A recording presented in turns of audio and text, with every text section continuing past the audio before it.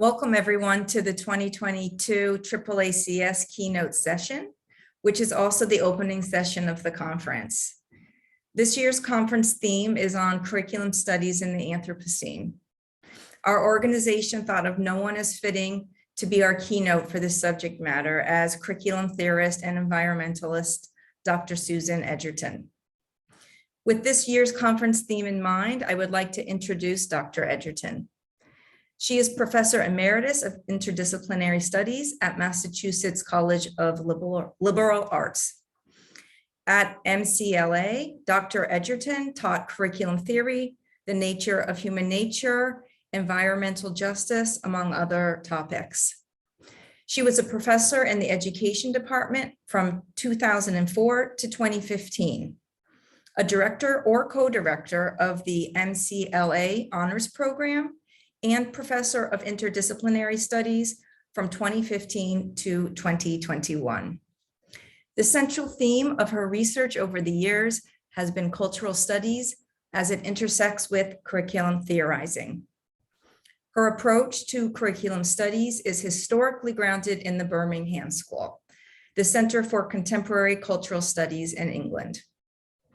Most recent interests include the effects of audit on institutional culture, education for environmental awareness and justice, sustainability, and cultural habits of mind that are embedded in traditional, standardized, and unintended curricula.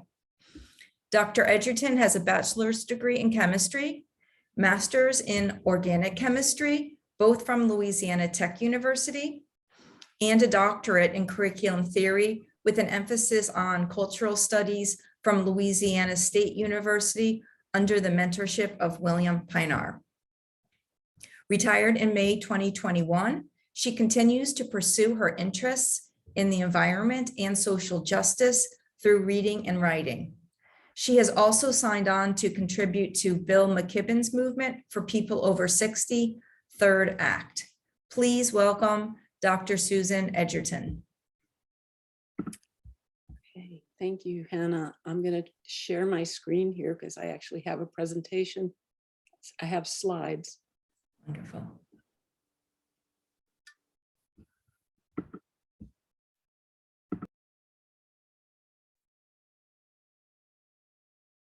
Okay. Can you see that? Hannah? Okay. Oh, it's an honor to have been asked to do this keynote. I want to thank Hannah Spector for thinking of me to address a topic that has absorbed me for so long. And I also want to thank Mary Dahl for listening to me talk about this at some length and for reading good books with me.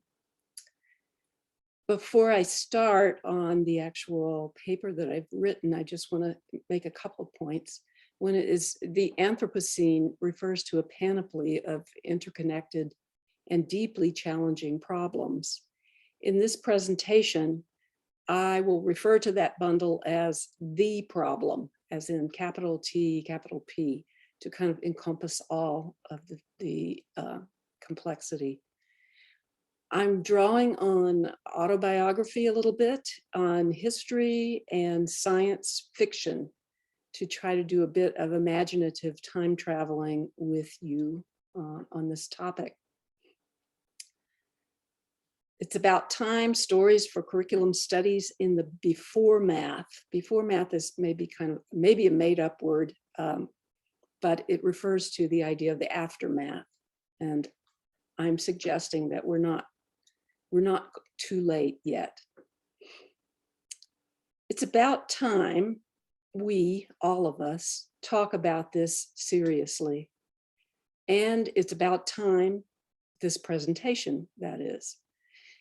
We gather from different time zones today, but we are also inhabiting 3 time zones in common, not Eastern, Central, Mountain, or Pacific, but past, present, and future. The pandemic, my retirement, and the daily dire news have altered my sense of time. I have felt that I have all the time in the world and that time is running out.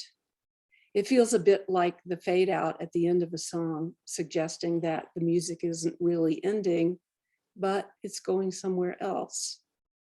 The song could be about my life. It could be about all the beleaguered life on this planet. I'm not ready to let the song go just yet, so I will follow it and study it. Where did it come from?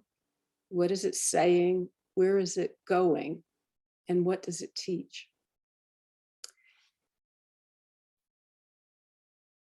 It is 1962, and I'm not in school because school has either ended for the day or it is summer. I'm 7 years old, exploring the woods near the ponds and creeks in my neighborhood in North Louisiana. I crouch to study lines of ants. Frogs and turtles are temporarily taken prisoner if they're too slow. I watch as some creatures eat others. The ants gather on the body of a dead lizard. I endure multiple stings and bites in the woods, but no one worries about tick-borne diseases. Mosquitoes might carry malaria, but I never got it, and I didn't know anyone who did. That threat was mitigated by trucks that drove through the neighborhood spraying DDT where children played, indeed, while we played. Everyone thought DDT was harmless until Rachel Carson wrote Silent Spring that year, 1962. In those North Louisiana woods, I could hear songs of 24 or more different bird species at once, replaced at dusk by plangent notes and chords of insects.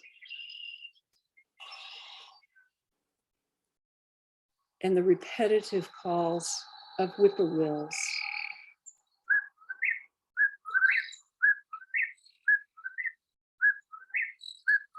Insect song at night was loud enough to interfere with conversation.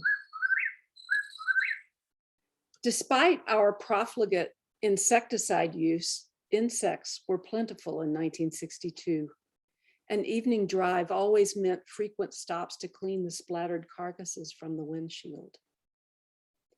In 1962, the US population was 187 million. Today, it is 330 million. In 1962, the world population was around 3 billion. Today, it is 7.9 billion.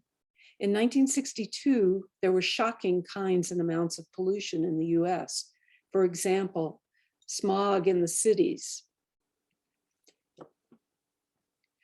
The Cuyahoga River in Ohio caught fire in 1969. DDT was sprayed with abandon. Leaded gasoline emissions were in the air we breathed. There was radiation from nuclear testing and many more kinds of pollution. The Clean Air Act of 1963 reduced smog, and the Partial Nuclear Test Ban Treaty of 1963 ended above ground nuclear testing in the US, UK, and Soviet Union. Rivers and lakes improved a decade later after passage of the Clean Water Act in 1972. I hope you can imagine from my description the different structure of feeling in 1962, when there were far fewer humans and far more other living species. Atmospheric carbon was around 320 parts per million. Today, it is 420. There were climate-induced disasters, storms, floods, droughts, fires, but they were not top of mind. They were so much less frequent than now. There has been an average decline worldwide of 68% in species population sizes from 1970 to 2016. Since 1970, nearly 3 billion birds are gone from the US and Canada, largely due to habitat loss. Worldwide, we're seeing a decimation of insect populations, essential for pollinating our food and all plants, sources of food for birds and other animals. We do not have to clean our windshields from insect collisions so often anymore. Human-made materials now outweigh the entire biomass of Earth. In 1960, human-made materials weighed only about 17% of the Earth's biomass. The 1950s through the 60s was a time of prosperity for white middle-class Americans. Income taxes were much higher. Tax rates for the richest 1% were as high as 91%. Income inequality for white people was much less than it is now. And white people enjoyed many benefits from government funding of the commons as well as social safety nets.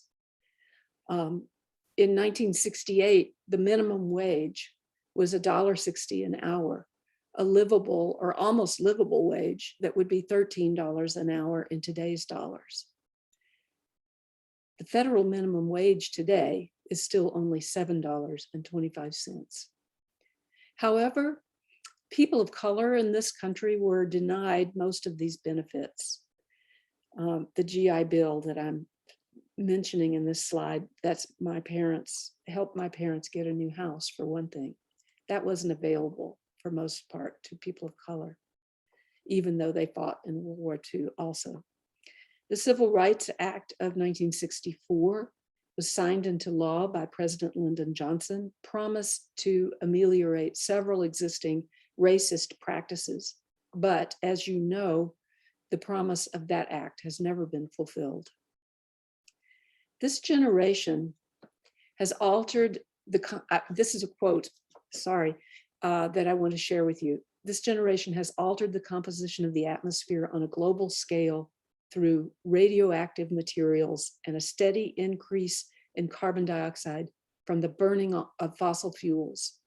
Pollution destroys beauty and menaces health. It cuts down on efficiency, reduces property values, and raises taxes. The longer we wait to act, the greater the dangers and the larger the problem. This was Lyndon Johnson, President of the US in 1965. I've emphasized steady increase in carbon dioxide from the burning of fossil fuels because that is precisely what causes global warming. And it was known at that time by our president that that was happening. How does it feel to know that our president was aware of the problem, in at least portions of it, in 1965, almost 60 years ago? I'm 66 years old, older than many of you attending. If you are under 40, it is unlikely that you remember seeing a nation or a world that remotely resembled the one of my 7th year. If you're under 40, there have always been significantly more people and fewer plants and animals in your life than existed in my 7th year. It might be difficult to imagine what Raymond Williams called the structures of feeling generated by the physical and cultural environments for that time, 1962. I'm trying to paint a picture of that difference through my own story because I imagine that it is hard to imagine a world never experienced except through stories.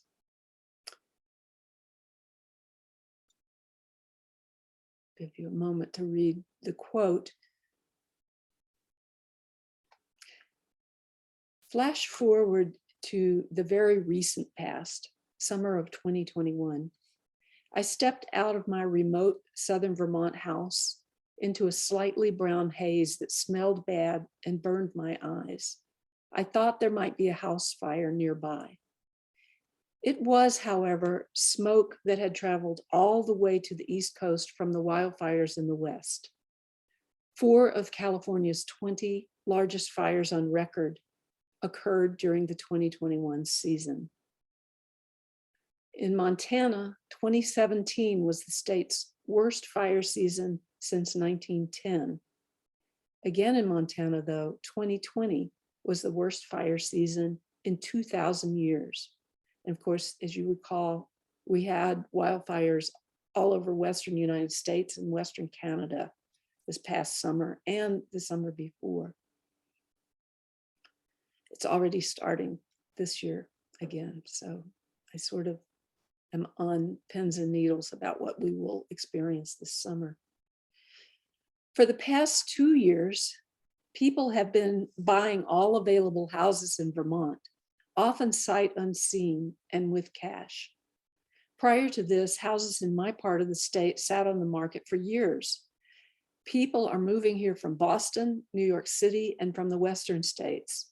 City folk seem to be thinking ahead to the next pandemic, and now also realize that they can work from home, so can live anywhere. Folks from the Western states were terrified of the new fire seasons. These are domestic climate refugees. The front edge of this movement consists of those who have money. As conditions deteriorate, as usual, those without deep pockets will be the last to find safety. As conditions deteriorate further, there will be no safety for anyone anywhere unless fast and dramatic action is taken. It's April 2022. Perhaps, like me, you are battered and bewildered by the last 5 years. 4 years of a malignant, narcissist, white nationalist US president, 2 years of a global pandemic, and the threat of World War III and nuclear annihilation. And always a foreboding hum, the crawler playing beneath the headlines is the increasingly strident news about climate change and mass extinction, punctuated in real time with wildfires, droughts, heat waves, floods, storms, grid failure, mudslides. The latest IPCC report expresses unprecedented alarm. Climate change is accelerating, and we have very little time remaining to reverse course on this giant barge we inhabit. The report calls on us to reduce our carbon emissions worldwide by almost half in just 8 years by 2030, or face much worse consequences than we are already on schedule to experience. There are several simultaneous challenges. The first I list here is foundational, so I will spend a little time describing it. I'm sorry, I missed a slide there.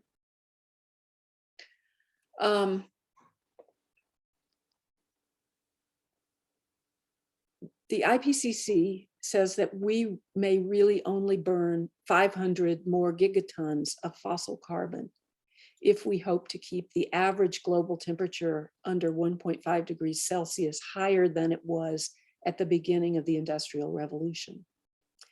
The fossil fuel industry, however, has located 3,500 gigatons of fossil carbon in the ground, about 25% of which is owned by private companies and the rest by various nation states.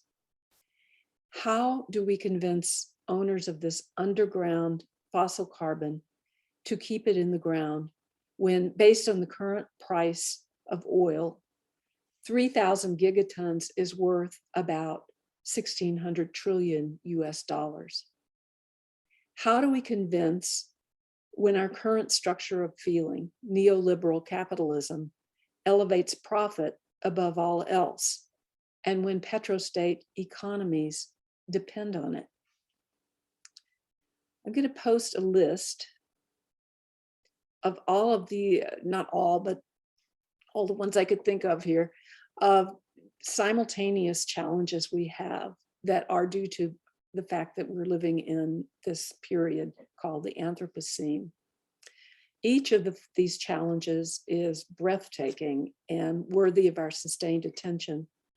But for the sake of time, I'm just going to post them up here for you to gaze at for a moment. Considering all this, how is it possible that we can make the necessary changes in the necessary time frame, which might be less than 10 years? We will need to use every tool at our disposal: policy, legislation, innovation, and education. Broad acceptance of this work and these changes requires collective imagination for a future that challenges our settled structures of feeling. To do that, we also need the ability to imaginatively enter the past and to imagine the lives of others. Crisis sometimes sparks the imagination required for rapid cultural change. Recall the beginnings of pandemic lockdown, walking around the city where all the closed businesses and offices looked like a kind of war. It was quiet. Animals began to retake the streets and parks. In Brazil, endangered baby sea turtles made their way to the ocean unimpeded by artificial light and other human activities for the first time in more than a decade. Wild boar entered the streets of Barcelona. Mountain goats wandered through a town in Wales. Illegal wildlife trade was curtailed. A mountain lion was spotted lounging in a tree in downtown Boulder, Colorado. The air began to clear. In April 2020, there was a 17% reduction in global emissions. City skylines in places like Los Angeles, industrial cities in China and India were seen clearly for the first time in years. Punjab and Nairobi had views of mountains that had been obscured by haze for years. Satellites revealed cleaner air across large areas in Asia, Europe, and North America. Most of these changes were attributed to the huge reduction in ground travel. Gasoline prices plummeted for lack of demand. A significant percentage of the reduction was due to reduced air travel. People discovered that business travel is often not necessary, nor is travel to and from work for many, thanks to the internet. Chet Bowers wrote of the power of mythical thinking to distort awareness of what should be obvious to everyone, including how the exploitation of the natural environment is not leading to progress, but to greater scarcity and impoverishment. The pandemic offered a unique opportunity to unveil this deeply embedded mythical thinking for what it is. It has given us a glimpse in real time of a revitalized environmental commons. Maybe it even allowed us to imagine for just a moment the end of capitalism as we know it. Of course, all has returned to the pre-pandemic scene now, but we cannot unsee what we saw. It is a part of us now. We also learned something about the sacrifice required to make these changes, changes that are still not sufficient for the goal to keep warming below 1.5 degrees Celsius. Perhaps it has enabled us to begin inhabiting a new structure of feeling.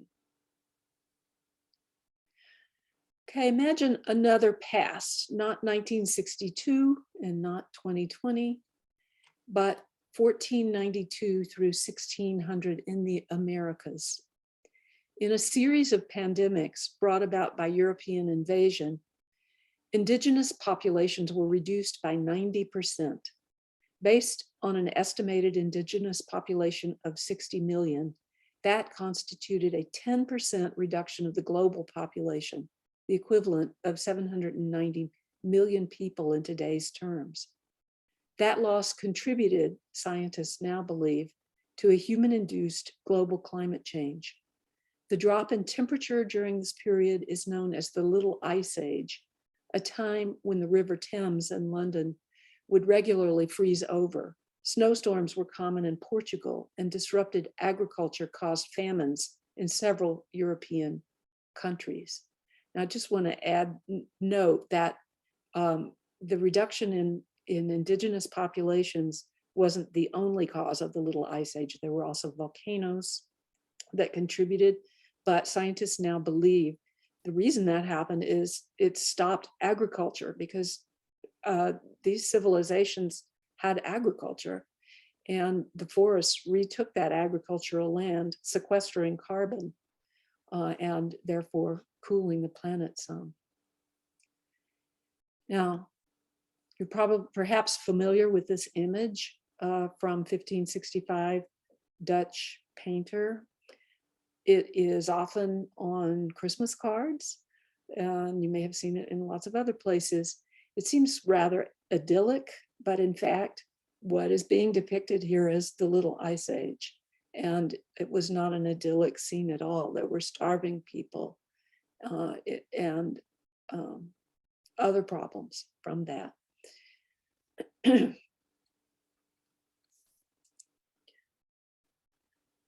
That loss of indigenous people also forever changed life in the Americas. Small, ill-prepared bands of Europeans would never have overwhelmed some 60 million indigenous on this continent without the help of mostly unintentional biological warfare.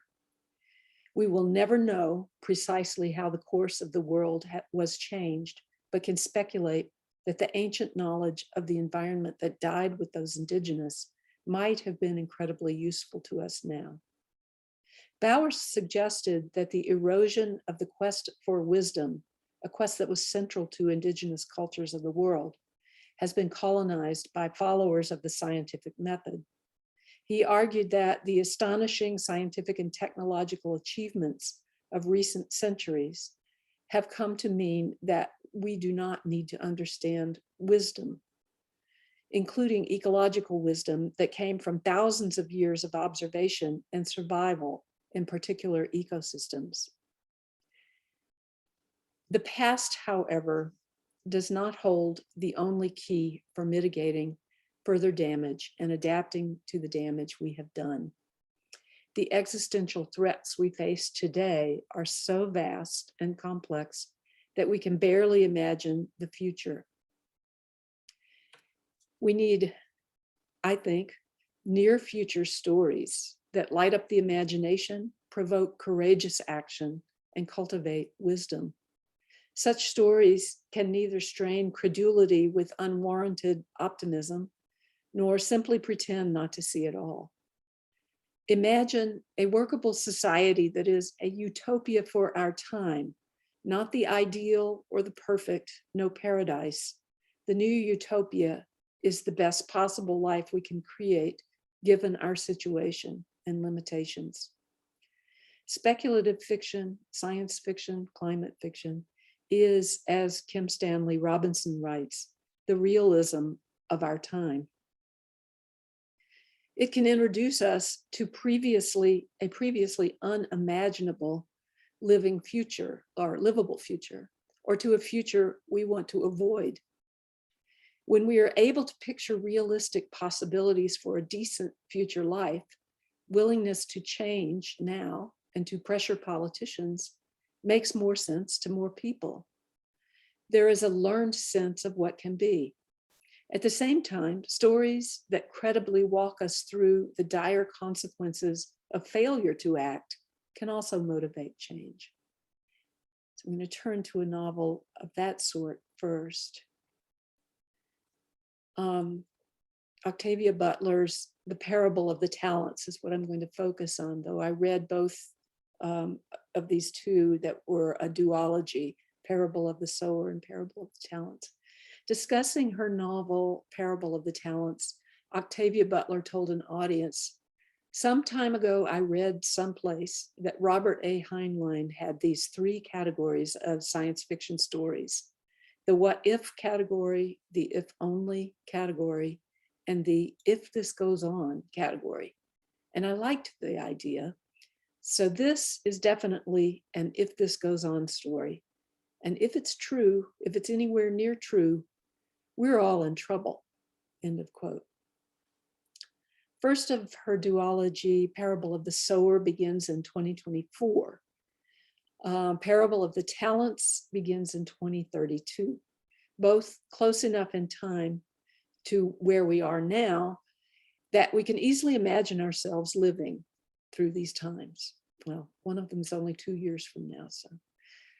Both paint a dystopian picture that is uncomfortable because, though much uglier than where we are right now, is uncannily close and easily imaginable. Extreme and expanding inequality, the near loss of US democracy to autocracy, and the worldwide movements toward autocracy can easily lead to such a dystopia. Parable of the Talents, published in 1998, is particularly shocking in its familiarity. After recovering somewhat from the chaos in the parable of the sower that resulted from climactic, economic, and sociological crises, atrocities from extreme inequalities continued. There were various forms of indentured servitude and slavery enforced by high-tech slave collars. Women who were opinionated might have their tongues cut out. People were addicted to designer drugs and a technology called dream masks, which provided virtual fantasy escape. News was reduced to news bullets, 25 or 30 words that were meant to explain the most complex and serious or the most mundane and trivial in the same truncated way. A violent movement was afoot, instigated by a new presidential candidate, a Texas senator and religious zealot running on a platform to make America great again. That's right. What followed his election mirrored my worst nightmares during the Trump administration. And well, that continues.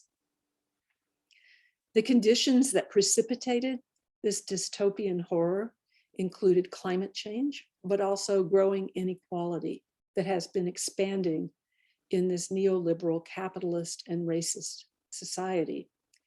We see in Butler's story the ways these conditions are inextricably intertwined, a valuable and critical recognition. In his novel, Bewilderment, Richard Powers also creates a story that is set near our current time that is neither dystopian nor utopian. I read the overstory also, which I recommend, but I'm not going to be talking about that here. When asked by an interviewer if it was his intention to force readers to consider the real world moment, he responded, quote, "I was thinking a little bit along the lines of the form that science fiction writers like to call near-term future, where the story treats a world that's a lot like ours, but set in some undesignated time in the future, in a way that allows the writer to speculate about the potential of the present to unfold in different ways. And by putting Earth on a slightly different trajectory, I was hoping to intensify and make real again a lot of the things we readers would probably simply gloss over because we've already discounted them as familiar," end of quote. In Bewilderment, we meet Theo, an astrobiologist who is the single parent of a neurodivergent 9-year-old child, Robin. Robin is a bright and extremely sensitive boy who is attuned to nature, aware of climate change, mass extinction, and other environmental problems. Robin is something of a Greta Thunberg character. As a parent, as a teacher, how does one talk to this child about what he sees happening to life on the planet? Theo is left alone to raise this child because his wife, the child's mother, has been killed in a car crash. Time and place expands when at night, father and son explore known planets with speculative software. The software builds upon known factors such as atmospheric composition, temperature, location of the planet relative to a star and to other planets, to consider what types of life might be able to survive there and how these life forms might evolve over time. These virtual adventures calm Robin somewhat, but his anxiety over the loss of his mother, his lack of connection with other kids due to his neurodivergence, and his despair over mass extinction is wreaking havoc in his and his father's lives. Out of desperation, Theo visits an acquaintance who is a well-known neurobiology researcher and is invited to bring Robin in for a treatment with an experimental technique called decoded neurofeedback. That is something that really exists. You can look it up, although I don't think it is yet being used to do therapy like this. In the aforementioned interview, Powers explains, quote, Everything elicits the terror of isolation. And it's only this empathy machine, this learning to link himself into somebody else's state of mind, strangers at first, and then his mother, that starts to bring about in him this idea that there's nothing to be afraid of, that life is everywhere, and it's an experiment that includes you. He's transformed from an outsider to an insider. He's suddenly connected through kinship to all other living things. In a strange way, what happens to Robin is simply the discovery of the fact that his fate is part of this much larger thing, and that greatly lowers all the anxiety about loss and disconnection and mortality that was driving him up to that point in the story, in the quote. More quote, it's not going to be cognitive intelligence that gets us into the next viable culture here on Earth, Powers says. It's going to be emotional intelligence. We have to get wiser, not necessarily smarter. How do we do that? Powers suggests stories are the great empathy machine. Decoded neurofeedback in this novel is really a kind of figuration, a metaphor for storytelling. It's stories that allow us to occupy some other position to see what the world feels like if we weren't us. And that is the only thing that has the power to change our consciousness. We have to be taken to another place and to be another person for a while before we can see the validity of that difference and not be afraid of that difference anymore. It will require stories that show that the change from how we lived to how we need to live isn't a terrifying thing. End of quote. The empathy machine, as Powers refers to the decoded neurofeedback apparatus, might be more than a metaphor for storytelling. It offered the stories of others through something more experiential than reading, but ultimately they were stories. With Powers, I am suggesting that good enough stories, emotionally engaging with vivid imagery, good appeal to reason and multisensory language, or even with images and sounds, can show us how to survive. And finally, this incredible novel, Ministry for the Future. Ezra Klein said of this novel, if I could get policymakers and citizens everywhere to read just one book this year, it would be Kim Stanley Robinson's The Ministry for the Future. I agree. I would say more than just the best book for this year. It's for me, it's been for some decades.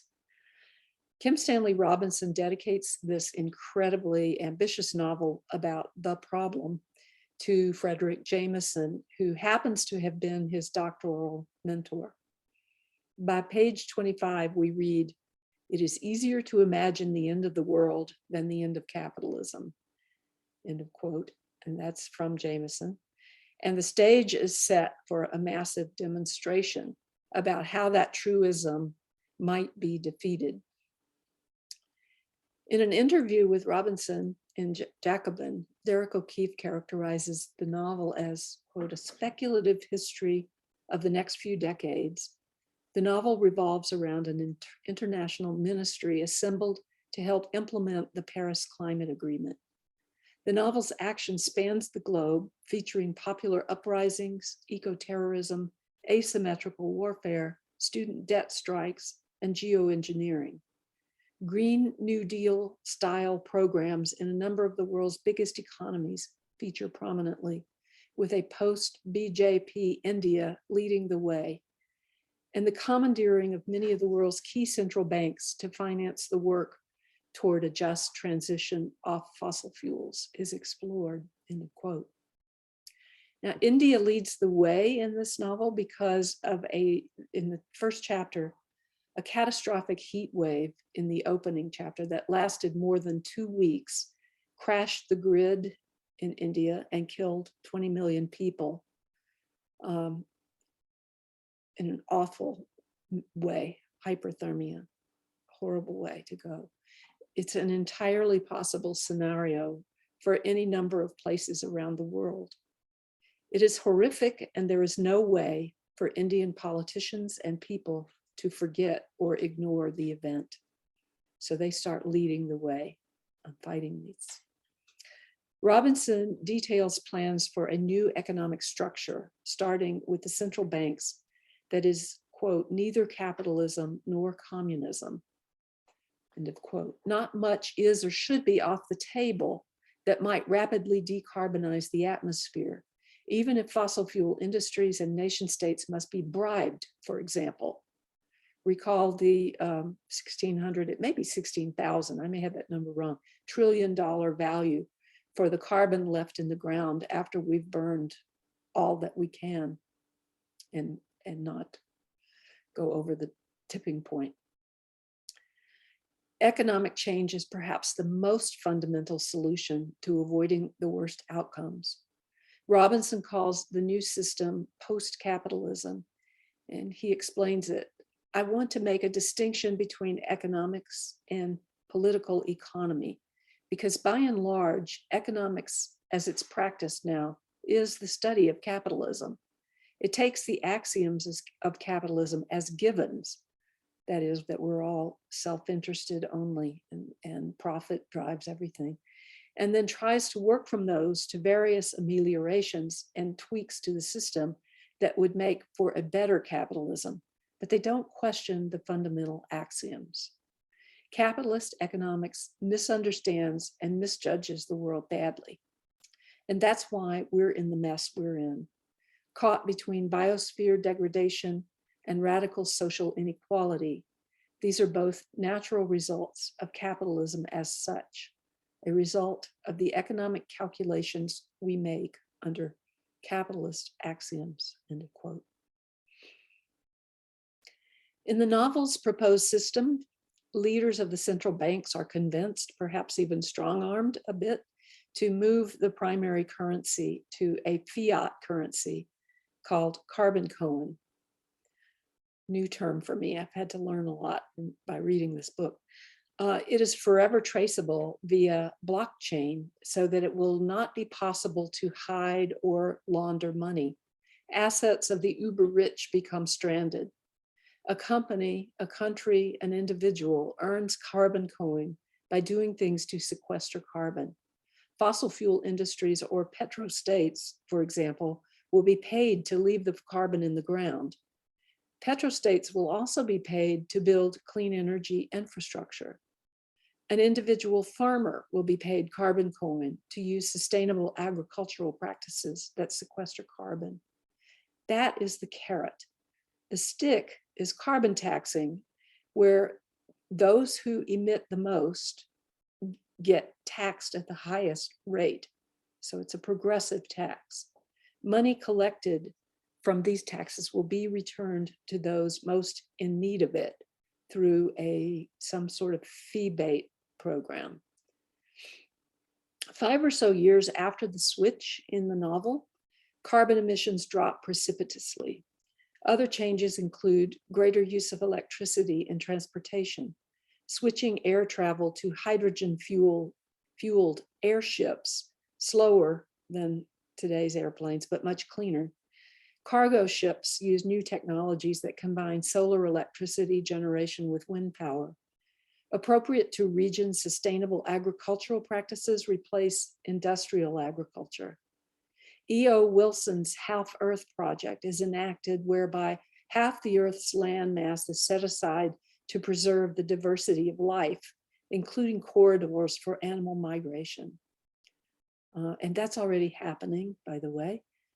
In the Northwest, we need to extend those corridors all the way down south of the border, which is another reason why that border wall is so wrong-headed. There are humane options for refugees. Wealthier nations fulfill their promise to help less wealthy nations, as proposed in the Paris Agreement, to create sustainable infrastructure that still allows for economic growth in places that did not have benefit of years of fossil fuel growth.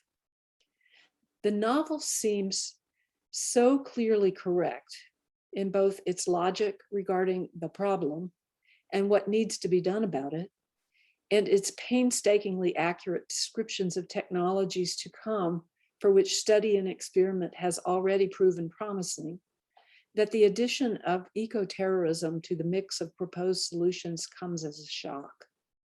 The prospects of transforming the central banks and how we do money to a decarbonizing economy, transforming agriculture to a regionally appropriate mix of sustainable techniques such as permaculture and agroforestry, transforming the energy sector into 100% carbon-free and the transportation sector into the same, are so hopeful and so encouraging until one realizes that there will be those who stand in the way for profit, those who would sooner kill life, and for power, I should add, those who would sooner kill life on the planet than to give up personal wealth and power. That is when the possibility and even maybe the need for black wing methods seems likely. Robinson repeats in several talks that he included these events, targeted assassinations, drones that take down commercial jets, and bioterrorism against industrial slaughterhouses, because they are plausible and maybe inevitable, not because he advocates extra-legal activities that physically harm others. I find this aspect of the novel provocative and worthy of a complicated conversation that we won't have here right now. Challenges to the rule of law at that level might give rise, though, to a world in which we do not wish to live. So it is scary and dangerous, but part of what we face. The story is neither utopian nor dystopian. It is, as Bill McKibben says, anti-dystopian, or a new term to me, optotopian, which just means the best we can hope for. In this novel, climate change is the crisis that finally forces humankind to deal with global inequality. The Ministry for the Future offers an extraordinarily well-researched roadmap to salvaging life on the planet. Whether or not we develop the will to do what is necessary, this novel enables readers to envision the possibility. It was exactly what I needed to read at this time. In the last pages, I float with others in an updated dirigible, not far above the land set aside for wildlife. Our vessel is quiet, clean, unobtrusive. We gaze upon the revitalized wilderness below and peer through spotting scopes at creatures brought back from the brink of extinction, thriving now. Conclusion. A justifiable curriculum is one that can help students make connections from histories of racism, inequality, colonialism, imperialism, environmental injustice, in other words, honest histories, make connections to the conflicts, crises, and suffering of the day. Imagining a future such as in Parable of the Talents, where these historical trends continue in logical progression to possibilities that we do not want, can create a crisis that opens a student to new structures of feeling. But stopping there can lead to despair. We must be able to envision possibilities for a future that is more livable and equitable. Near-term speculative fiction that is credible is one way to do that. These stories explicitly and implicitly critique the concept of human exceptionalism, the idea that humans are exceptionally deserving of rights and considerations that are independent enough from other life forms to warrant ignoring or abusing them. However, these stories also point to the ways humans are exceptional. For one, we are exceptionally destructive. Other species are dependent upon us to do the right thing at this point. So we are exceptionally responsible for what we have wrought. We have biological qualities that have allowed us to be more clever inventors in some ways, in some senses, than other animals and plants, though our cleverness clearly often outpaces our wisdom.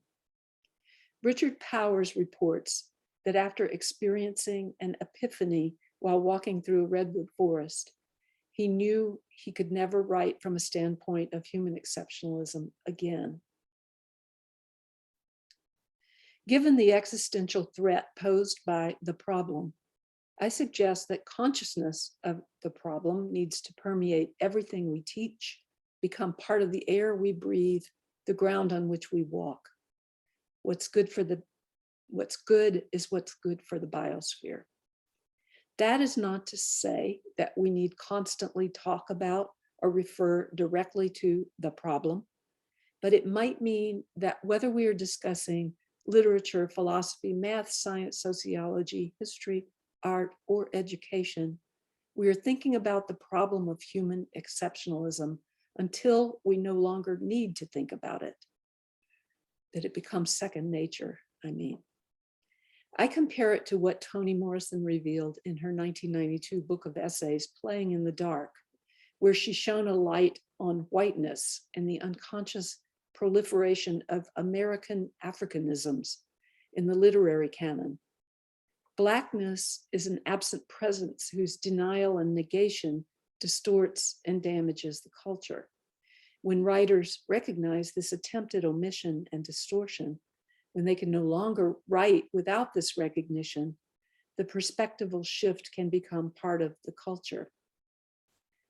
Perhaps in similar fashion, when we recognize the mistake of human exceptionalism, when we can no longer write or teach from that perspective, we change irreversibly the culture to become artists of survival. Thank you for listening. That is the end of my talk.